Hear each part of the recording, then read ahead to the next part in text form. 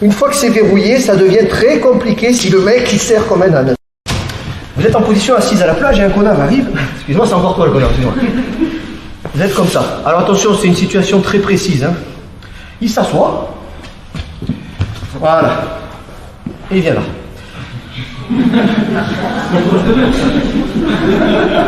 Bon, on est d'accord qu'en situation réelle, s'il en arrive là, c'est que vous l'avez un peu laissé faire quand même. Sauf à moins qu'il se tape le cul par terre en sautant et il tombe derrière vous, surprise. Voilà. Par contre, on va dire que vous êtes plus cohérent en self-défense. Il y en a pour tout le monde. Cohérent en self-défense, vous êtes en train de lutter et vous vous retrouvez là. C'est plus cohérent que le mec, vous êtes à la plage et le mec s'assoit. Ça peut arriver. Bon, bref. Alors écoutez bien les étapes, ça devient compliqué. La personne est ici, il va vous étrangler. Yes. Alors, deux sortes d'étranglement, c'est à peu près la même chose. Respiratoire et sanguin, c'est les deux, d'accord? On va pas se leurrer, je vends pas du rêve, je suis pas nounours, Pimprenel et compagnie, je vous vends pas de la poudre. Si quelqu'un s'y connaît qui vous étrangle, il y a une chance, une énorme chance que vous y restiez. Si vraiment il veut vous tuer, je parle. Hein.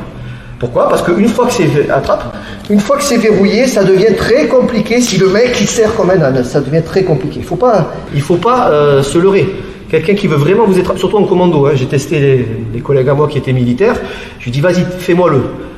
Si le mec il s'y connaît, il verrouille les jambes, il vous colle, il fait des commandos et il ponte en arrière, c'est très compliqué.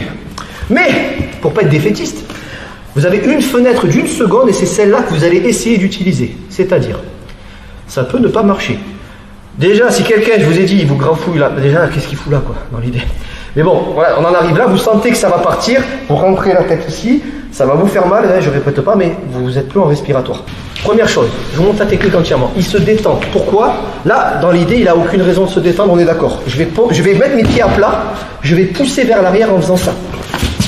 En tapant. Là, est-ce que vous croyez que j'ai le temps de viser? Non. Je vais envoyer mes deux mains, les doigts en avant.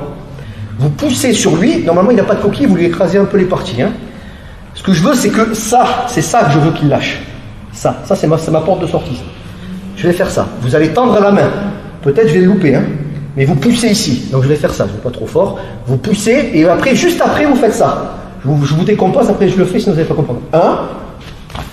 Ça. Donc en gros, dans le vide, ça fait ça. Je mets les pieds à plat, je pousse et je fais ça. Et pas simplement ça. On est d'accord? Ça peut ne pas marcher, je te le fais entièrement. Je pousse, ça un peu. Je pousse, je dégrafe. Voilà, là ça y est, je suis sorti. Je suis pas sorti de la merde encore. Je suis sorti. Ok, je vais devoir sortir du bon côté. Ce que j'appelle le bon et le mauvais côté. Si je fais ça, je suis pas du bon côté. Je vais me retrouver encore dans sa garde. C'est un exemple. Je suis déjà sur le côté droit pour sortir. Remettez les mains, vous étiez à peu près. Voilà. Avant de partir, boum, je le shoot. Je sors le plus vite possible en me servant de lui, en me protégeant. Et là, vous avez le choix. Soit vous prenez la fuite, soit vous vous vengez. Ici, j'en sais rien. Toute vengeance sera punie, selon la loi. Donc ça, c'est important. Le plus important, je fais ce que vous voulez, je m'en fous, mais c'est le démarrage. Vous allez voir, c'est très compliqué. Hein. Je dis, c'est les techniques les moins pires.